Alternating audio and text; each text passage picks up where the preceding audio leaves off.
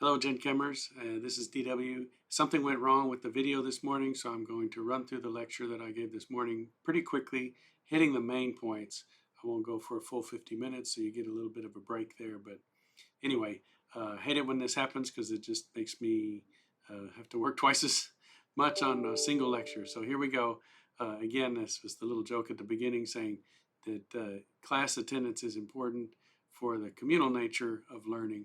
So I really want you to be there. That's why I count attendance. So don't just stick around at home in the bed watching my videos on the computer, because that's not going to do you very well. Okay, so let's talk about the ALEX reports.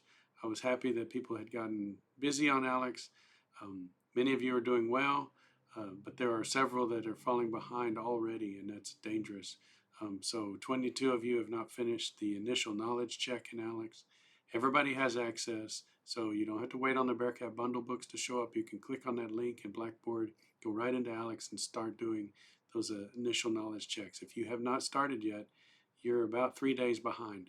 So you need to get busy and start on it, because ALEX is a lot of work, and that's why you get a lot of points for it. Okay, I'm worried about this. You should be too. 60% of your grade is staying on schedule with ALEX, at least of your 60% of your ALEX grade. Okay, so looking at the reports from ALEX, I noticed that quite a bit of the class needed help on or a refresher on the scientific notation and working with exponents. And so this is a little bit of a review that I did in class. And so we did a couple of examples. So I just want to review that when you're multiplying things that have exponents, the exponents are added. So if I had like 10 to the 5 times 10 to the 2, you add those exponents when they're multiplied by each other. Remember, this is sort of keeping track of the number of zeros. And so if you have 10 to the 5 times 100, you add two more zeros. So that's 10 to the 7. If I had 10 to the 5 divided by 10 to the 2, okay, then since there's you're dividing by, the exponents are subtracted. So that's 10 to the 5 minus 2, or 10 to the 3. Okay, so these skills are so important for doing chemistry, because we have a lot of different powers of 10 that we deal with. We call those orders of magnitude. And the metric system goes, over 36 to 40 different orders of magnitude. Avogadro's number is 10 to the 23rd, and Planck's constant is 10 to the minus 34. So we have a lot of powers of 10 that we need to keep track of. Another thing is sometimes you could rewrite this 10 to the minus 2, or 10 to the minus, it's 10 to the minus 2, so that we could say also that is 10 to the 5th times 10 to the minus 2. And so we end up with 10 to the 3rd. So we could rewrite this fraction here by just adding a negative sign in front of that exponent. And one of the problems on ALEX that I showed today, it ends up being like 10 to the minus 12 over 10 to the minus 6. Okay, so this could be equal to 10 to the minus 12. And since that's in the denominator, we subtract that exponent, but we're subtracting a minus 6. So it's like we're adding 6. So that's 10 to the minus 6. And you can see there's 6 different between 12 and 6, so that's where we end up with. So you need to be really good at these kinds of problems, because there's a lot more harder problems than this. So you've got to work hard to master this. This has to be something second nature to you, or it's going to make life very difficult for you to be able to do the chemistry problems. Now, one final thing, this idea of multiplying and dividing numbers written in scientific notation. So let's do this problem. So 5 times 10 to the, we'll do 6 times 2 times 10, let's say 10 to the 2, and we're going to divide by, I don't know, let's say 4 times 10 let's say minus 3. How about that? Okay, so we've got all these numbers in scientific notation, and we're going to multiply them. Look here, this is the way to make life easy with the calculator, okay? Most of your problems in screwing up numerical calculations like this is because you hit the wrong buttons on the calculator. So make life easy. This is the same as 5 times 2 divided by 4 times 10 to the 6 plus 2 minus a negative 3. That's easy, okay? And in fact, you can simplify this fraction. You could divide this 4 and 2, and you can make this a 1, and you can make that a 2. So that's just 5 divided by 2. So that's 2.5 times 10. And so let's add this up. So this becomes a positive 3. So 4, 5, plus another 6, that's 10 to the 11. So I did that whole huge problem in my head, and I'm not a genius, okay? I just looked at this fraction, 5 times 2 over 4. I realized that the 2 and the 4 can be simplified, so it ends up being 5 over 2. That's 2.5. And then I know how to work my exponents. So this will save you so many points and help you do the math without having to make stupid mistakes with the calculator. Like, how frustrating is that if you know how to do the problem and you keep getting the wrong answer? Well, it's probably because you're punching the wrong buttons or getting them in, you're just not doing the calculator right. So you can test yourself against these things with the calculator just to see if you are making a calculator mistake.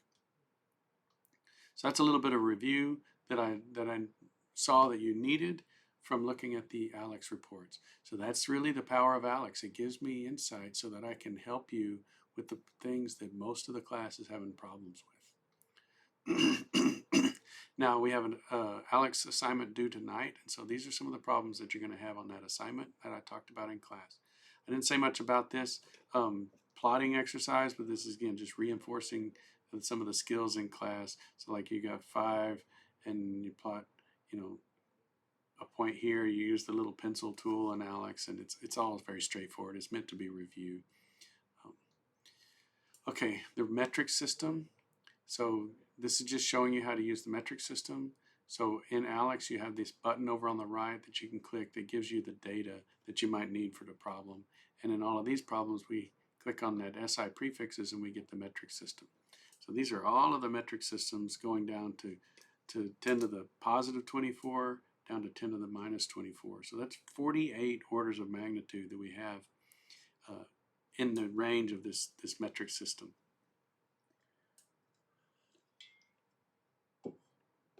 And so let's learn how to use it.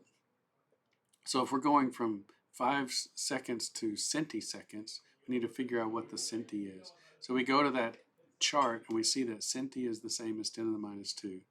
So this centi goes with that power of 10. And so this is how you set up the conversion factor. We're in seconds and we want to go to centiseconds. So over here on the right, we're going to need that unit in centiseconds. So that's what I mean. We're going to this and we're getting out of seconds. So we're going from seconds to centiseconds. So we set this up so that these seconds cancel here. And then we end up with the unit that hasn't canceled, centiseconds. So then that is very simply 5 times 10 to the 2 centiseconds, which is 500 centiseconds. And so we come over here in ALEX, we click on that square right there, and we put in 500. The next one, we're in milligrams, and we want to go to grams. So we go to the periodic table. We go to the metric system table, and we see that milligrams is 10 to the minus 3. So milli and 10 to the minus 3 we get from that table. So our milligrams have canceled, and we end up in grams. And then the numbers work. So we have 3,000, and we're essentially saying take away 3 zeros. So 10 to the minus 3, we subtract those 3 zeros, get rid of them, and we have 3 grams. So we type 3 into ALEX. Here's 9 million liters, and mega is 10 to the 6th. So we look in that table, we see mega is 10 to the 6th. And so we're subtracting 6 orders of magnitude. So we're taking away those 6 zeros, and we end up with 9 megaliters. This last one I'm not going to do with the fraction. I'm just going to look at kilo and say that a kilo is the same as 1,000. And so it could just say that I'm going to take out the kilo and I'm going to put in 1,000. And that works too. You don't have to do everything with the fractions. Fractions will never leave you wrong, and make, they'll always work. But this one is pretty straightforward. Kilo means 1,000, or 10 to the 3. So that's 9,000 meters. So that's a bit of a review, hopefully. Okay, now let's look at just looking up the powers of 10 of these. We really should memorize at least the plus or minus 18 ones. So from exa to atto. So that's 10 to the 18 to 10 to the minus 18. It's pretty easy to remember those. I mean, you just got to make a note card or something. Okay, so the nano, we look at that table. We see that nano is 10 to the minus 9 right here. So we get rid of the nano and we put in 10 to the minus 9. Here we have 10 to the minus 6. We find that in the table, 10 to the minus 6. And so instead of this, we mark it out and put a micro. So this is a micro. Now, Alex has a little box over here with a micro in it. So you click that and you put it into that box. Then we have 10 to the minus 2. That's centi. So we scratch out 10 to the minus 2 and put centi. You see how it's nice? It's a shorthand. So we would type a lowercase c there. And then mega is 10 to the 6th. So we can find that in the table here. Capital M, 10 to the 6th. And so we would type a 6 in here. So a very simple problem, but it's forcing you to learn these SI prefixes. Now we get to use the metric system to convert the units of a particular measurement in science. So this problem says that an astronomer measures the distance from Earth to a newly discovered asteroid. The distance is 8.98 times 10 to the 10th meters, so a big long distance. So this is an example where we would want to use the metric system. So write your answer as a decimal and put it in gigameters. So 1 gigameter is 10 to the 9th meters. Now we can do this 2 ways, so I'm going to show you both ways. One is to recognize that 10 to the 10 is just 10 to the 1 times 10 to the 9, and 10 to the 9 is giga. So that's this piece, 8.98 times 10, so that's where you get the 89, and the 10 to the 9 is giga, so it just becomes the G there.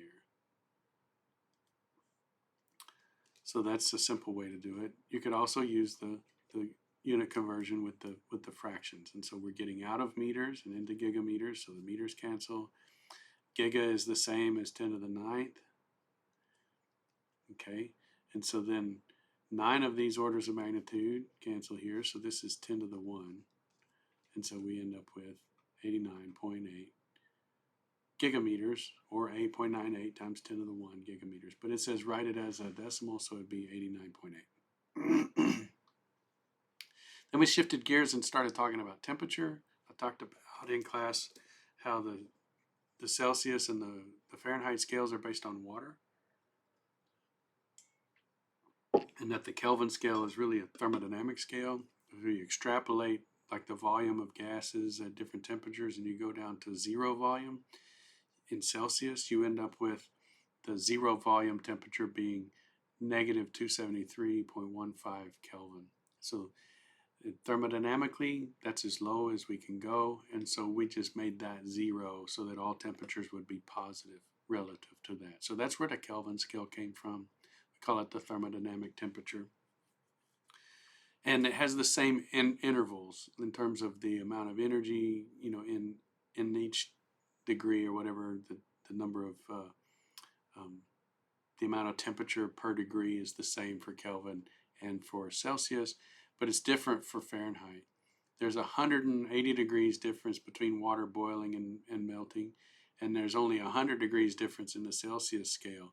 So if you did the ratio of Fahrenheit to Celsius, it's 180 degrees divided by 100 degrees, and that can be simplified to 9 over 5. So there's 9 degrees Fahrenheit for every 5 degrees Celsius. Now this extra intercept of 32 has to be figured in as well, and so does this one of 273. So for going from Celsius to Kelvin, you first basically change the Celsius to Kelvin. It's 1 to 1 there, and then you add 273 Kelvin to get the Kelvin temperature. And then if you're going from Celsius to Fahrenheit, you change from Celsius degrees to Fahrenheit degrees by multiplying by 9/5 and then add 32 because that's that intercept. So these are your equations for converting temperature. So let's put them into action. Now I spoke quite a bit in class about this problem, and I wanted to encourage you. Alex gives you real world problems, and this is a real world problem. Now it did take me a little bit to figure out what it was asking. It was really asking about this particular panel or this particular color right there. I didn't realize that this little color swatch was telling me what color in this temperature scale that Alex was asking about. So I hit explanation to figure out what was going on, and it told me, from the scale you see the minimum temperature of this part of Phoebe, and the orange part of Phoebe is 85 to 90 degrees Kelvin. So that's what the problem was focused on, and I just didn't pick up on that. So sometimes you have to hit the explanation in Alex, and don't be ashamed to do that. It does slow you down a little bit, but I think it's worth it because a lot of the science is taught in these panels. So now I know that the range of temperatures that I'm converting are from 85 to 90. And so then in the explanation I had the same equation that I used, only it's written a little simpler. And you subtract 273 from the temperature in Kelvin. So if we subtract that from 85, we get minus 188.15. And again, this is a subtraction, and then uncertainty is in the ones place, and so we're just going to round that to the ones place. And so that's your lowest range, and then your higher range is minus 183. Okay, now let's do a little more difficult one in temperature. Here we're given the temperature in Fahrenheit, and we need to solve for the temperature in Celsius. So here's our equation, but we're given the Fahrenheit temperature, and we need to use some algebra to get to the Celsius temperature. So this is a review of your algebra skills. First thing we're going to do is we're going to subtract 32 from both sides. And so it disappears on the right and shows up on the left as a negative 32. And then we have this fraction, this 9/5 fraction. We're going to multiply both sides by 5/9. And so I showed that in class just to show you how the units all cancel. So we have 5 degrees C here over 9 degrees F. Okay, so this all cancels on the right. So we end up with 1 on the right. But we got to do the same thing on this side. And so we have 5 degrees C over 9 degrees F on the left side. And so this is our new equation. In terms of our significant figure rules, which we'll talk about in a second, this first one has no decimal places, and so we're just going to keep that at 70 degrees Fahrenheit. Multiplied by 5/9, we get the temperature in Celsius. So I did find in class that this is a typo, so this should be C in your notes. Now, where do we round this? Well, we have two significant figures here. Whoa, my little touchpad screwed up. Okay, we have two significant figures here for the 70, and these are exact definition numbers.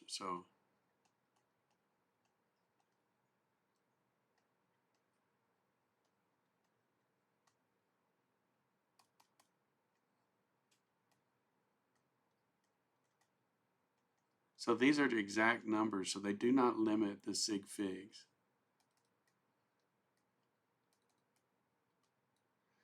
So we're just going to go with the 70. It has two significant figures, and so we're going to round this number to two significant figures. So we're going to report 39 degrees Celsius. So again, they caught that mistake in my notes. So make sure your notes say Celsius. All right, so that's a good one right there. Then we got into his classification of matter, and I described the water vapor or gas as a disorganized view of the molecules that were pretty spread apart. So it's disorganized and spread out, that's a gas, and we would indicate that with the phase symbol of G in our chemical reactions. Liquid water it's disorganized, but they're close together. So they're able to move around. So you can see it's pointing to the water, so you know that's a liquid. And so in our chemical reactions, we would write that with an L. And then ice, molecules are close together, but they're organized. And also it's pointed to a solid that is got a non-flexible shape. So that would be a solid. So we would indicate that with an S in our chemical reactions. Then we discussed different classifications of matter. These are definitions right out of the textbook. So a pure substance has composition and properties that are the same from sample to sample. So it doesn't matter where I get my water from. If it's pure water, it's the same. Same boiling point, same melting point, same density.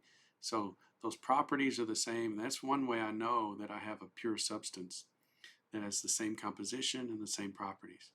But substances can be divided further into compounds and elements. If it's an element, it can't be decomposed or taken apart into smaller or simpler substances. It's made of one kind of atom, like O2 or S8 or C60. But compounds are made of two or more elements and have a fixed ratio formula of those elements, like H2O. Like H2O is different than H2O2. H2O2 is hydrogen peroxide, so don't get them mixed up.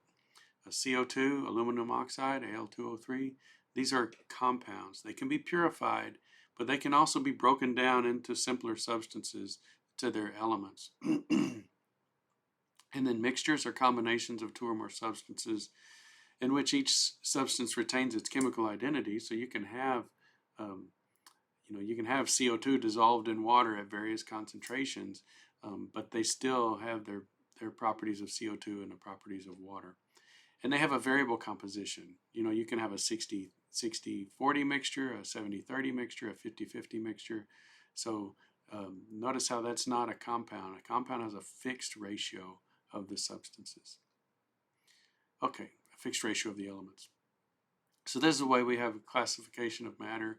I talked about iced tea, so let's sort of picture a glass of iced tea.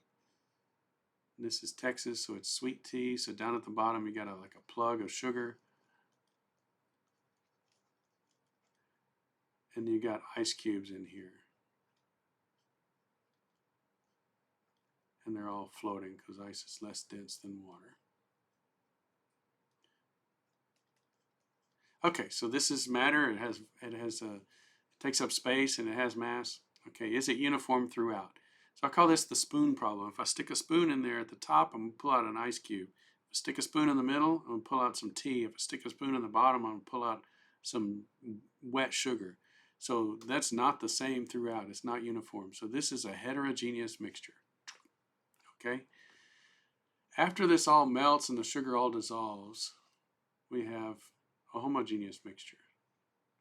Okay, we've got this syrupy, sweet, cold tea, but the sugar's all dissolved, the ice cubes have melted, and so is it uniform throughout? Yes, if I stick a spoon in the top, it's the same as if I stick a spoon in the bottom.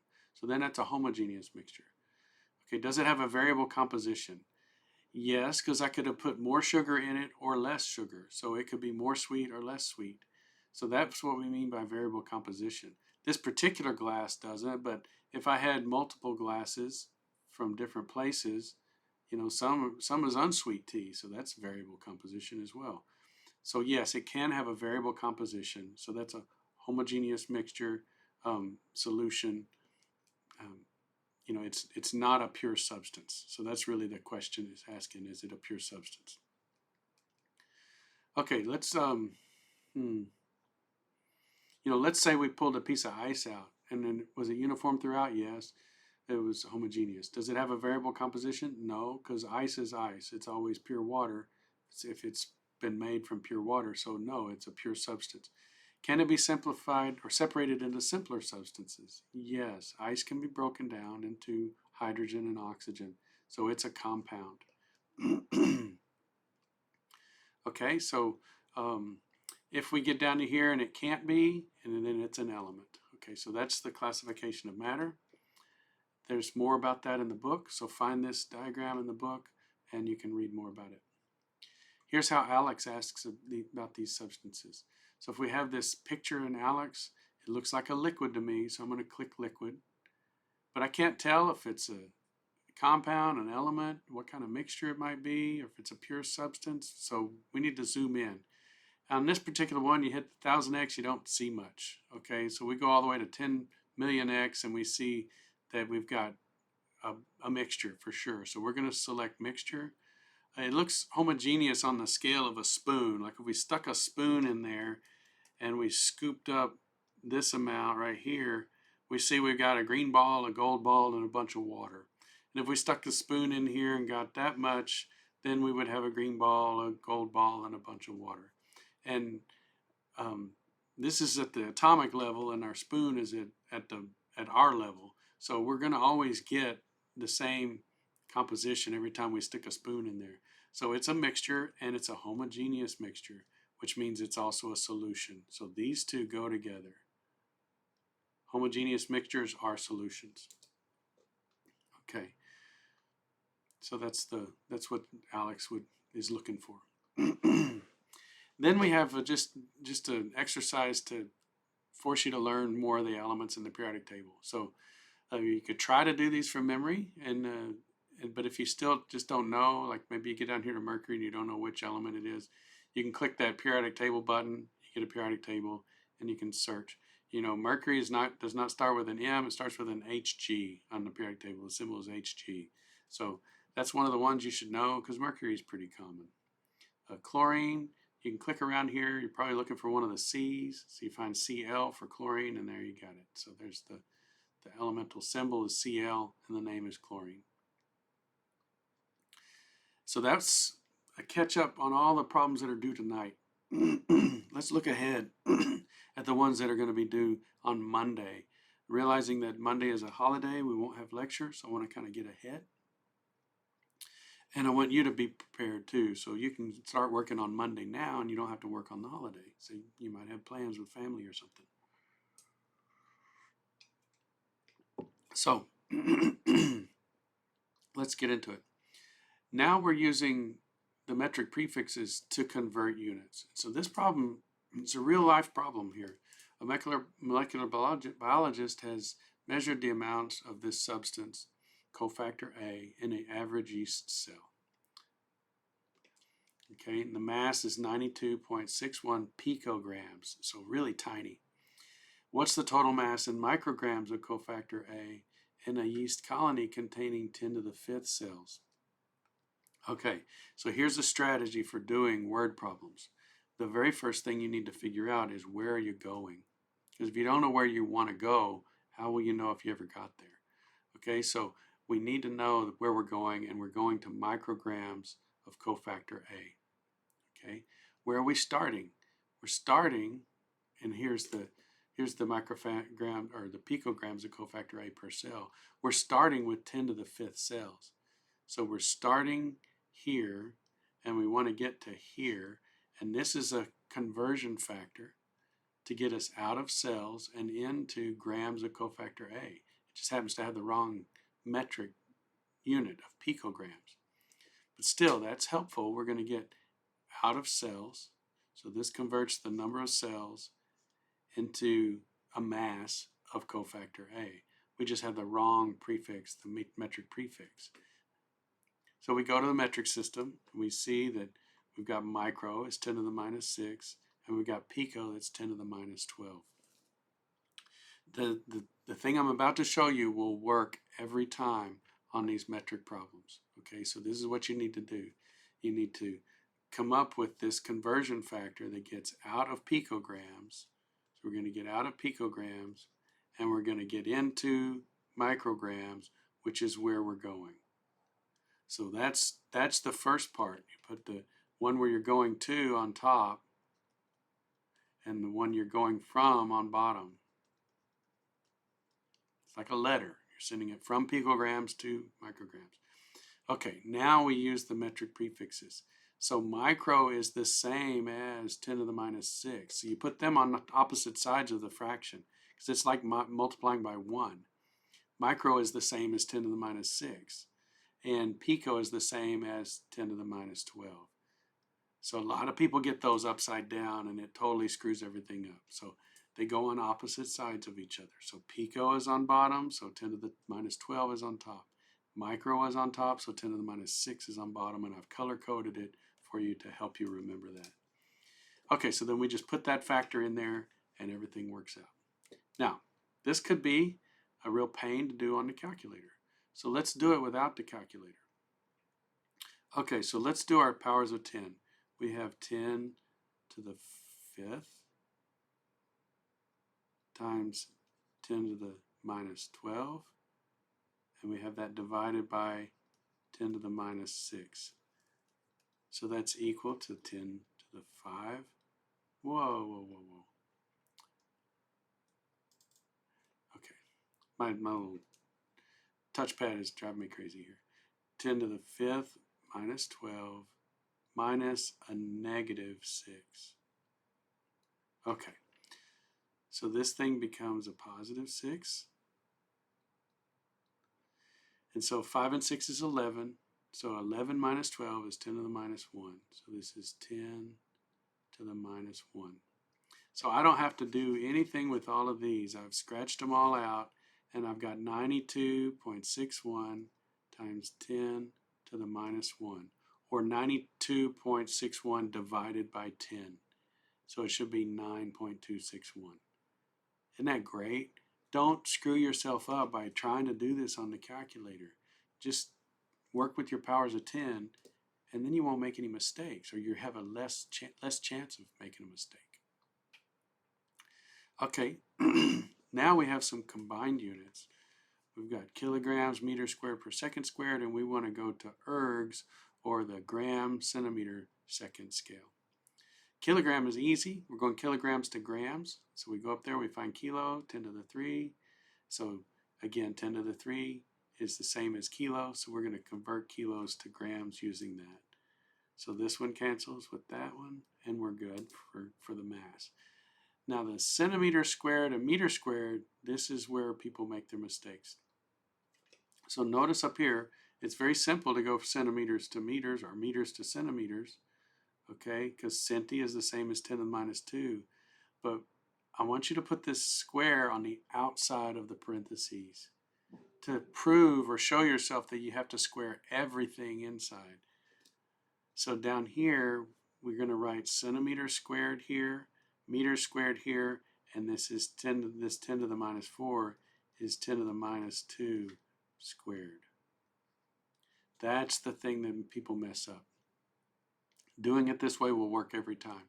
If it's a cubic thing, like if you're doing volumes and you're going from cubic meters to cubic centimeters, then you would cube the 10 to the minus 2 and it would be 10 to the minus 6.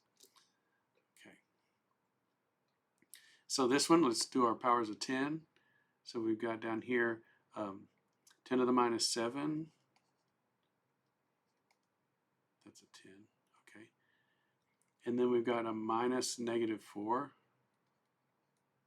Okay, and we got a 10 to the 3. Okay, so that's great. We've got minus 7, this is plus 4, and plus 3. So they all cancel out. So this is great. So we lose this 10 to the minus 7, we lose 10 to the minus 4, 10 to the minus 3, and we just keep the 4. So we don't need a calculator for this one. It's 4 grams per gram centimeter squared per second squared.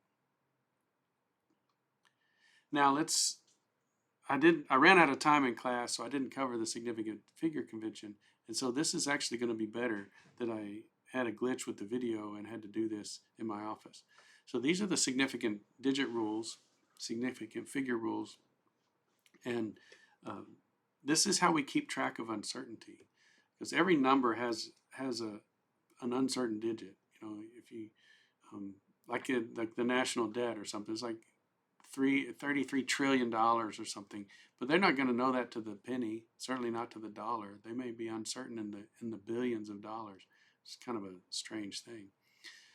So let's talk about these rules. So it's really focused on where the uncertain digit is. So whenever we're rounding numbers, we want to keep all of the certain digits and one uncertain digit. And all of those numbers, certain and the one digit of uncertainty, are called significant. Okay? And so zeros between non-zero digits are always significant. So in this case, 1,005 kilograms, we wouldn't say that we only have two significant digits, the 1 and the 5, because those two zeros are important to tell us that this is 1,005 and not just 15, right? So we have to keep all of those what we call captured zeros. So these are called captured zeros.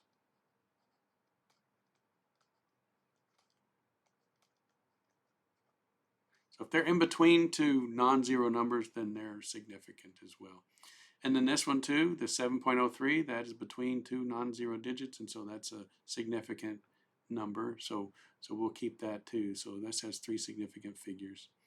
Zeros at the beginning of a number are never significant because they only tell you where the decimal place is.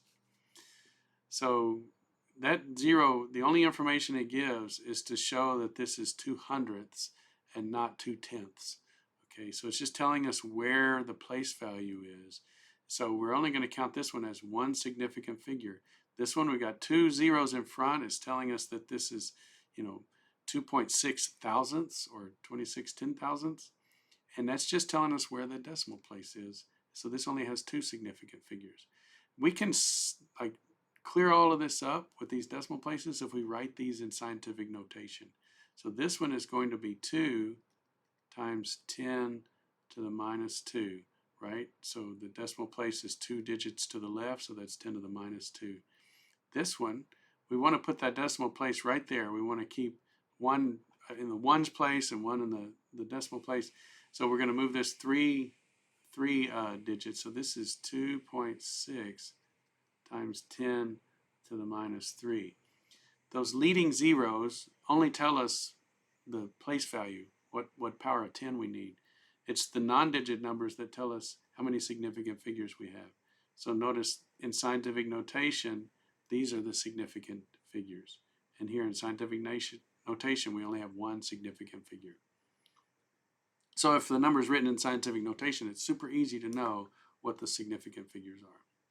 And it's also super easy to know what our uncertainty is. Here we're uncertain in that digit. Here we're uncertain in that first digit.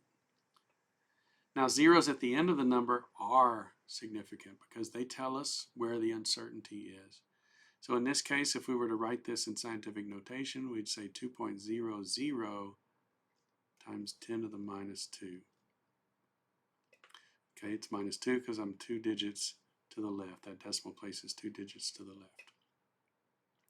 Okay, this one, and this has three significant figures. We keep all three of those digits in scientific notation.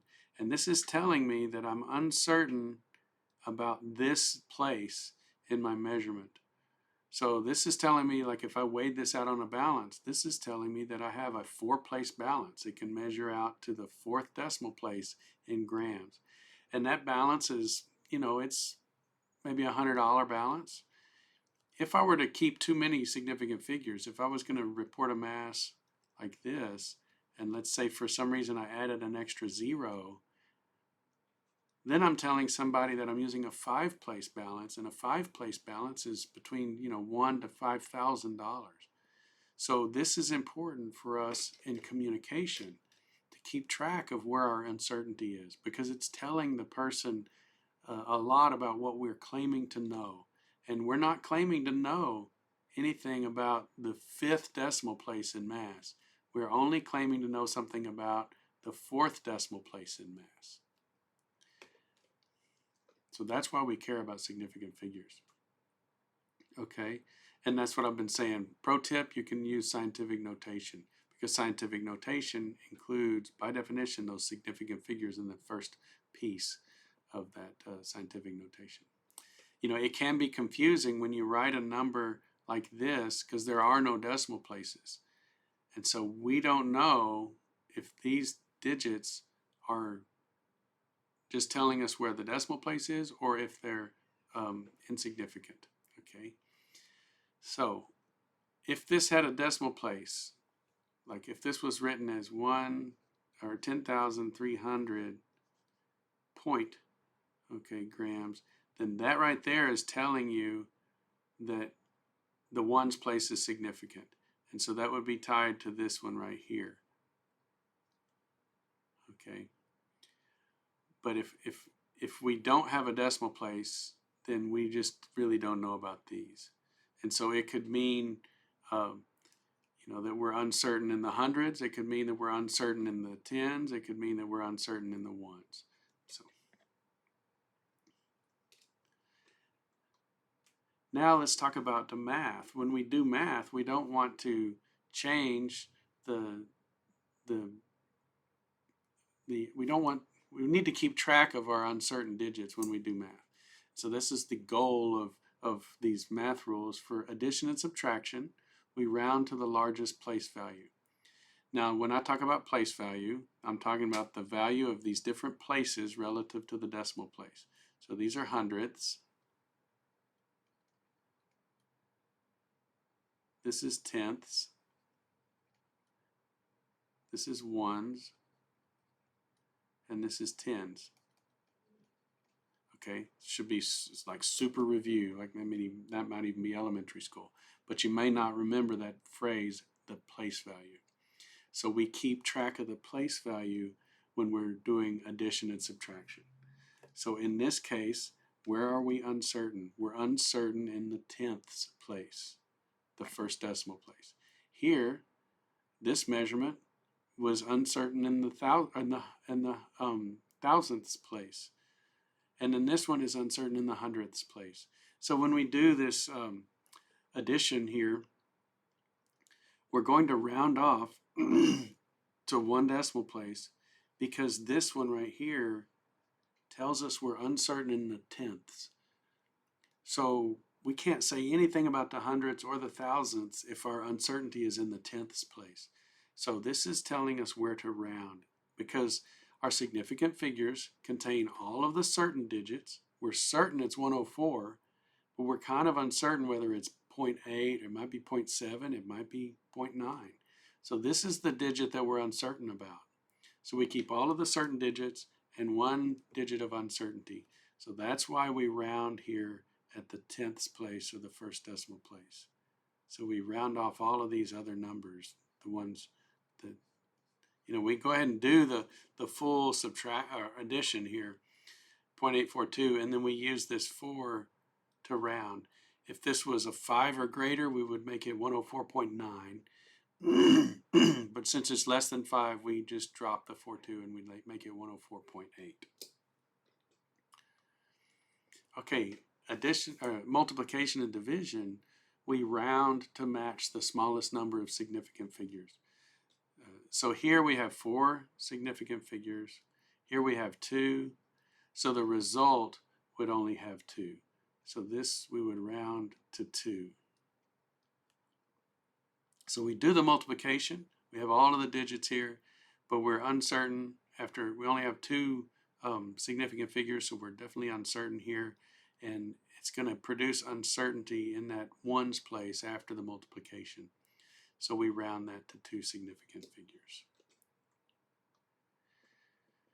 Now there's some special cases like what we call exact numbers. And I talked about that in the thermometer situation and converting from Celsius to Fahrenheit. But if a number is a defined quantity, like we say there's 12 inches in a foot, that number 12 is exact and we don't need to worry about it only being 2 significant digits. We really would say the 12 has an infinite number of significant figures. So if you have a measurement of 4.09 feet and we want to convert that to inches, we multiply by 12 inches per foot, okay? But that 12 does not limit the 4.09. We still have 3 significant figures at the end. So we end up with 49.08 after the multiplication, and we would round that to 3 significant figures because this, the 12, is exact, okay?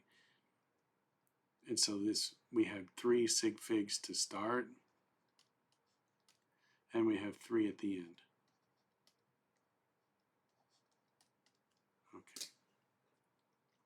The same thing goes for counting numbers. So let's say we were going to take this long board and we're going to divide it by 3. So we have 4.09 feet. We're going to divide it into 3 pieces, okay? The number 3 technically has one significant figure, but it's an exact number because it's a counting number.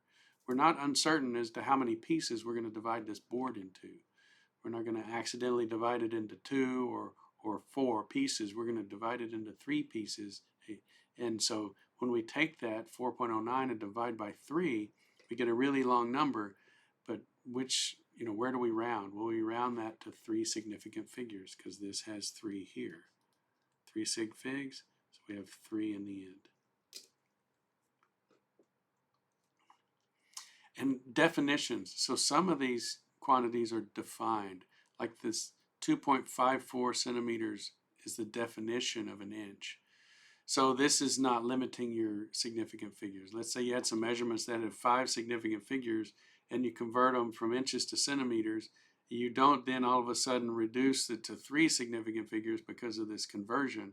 This is an exact quantity, so the 2.54, you could sort of think of it as having an infinite number of zeros behind it. It doesn't limit your significant figures.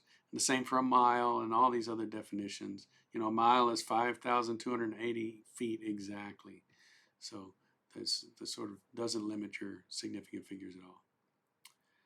Okay, so that's it for the prep for Monday's ALEKS problems. And I wish you luck.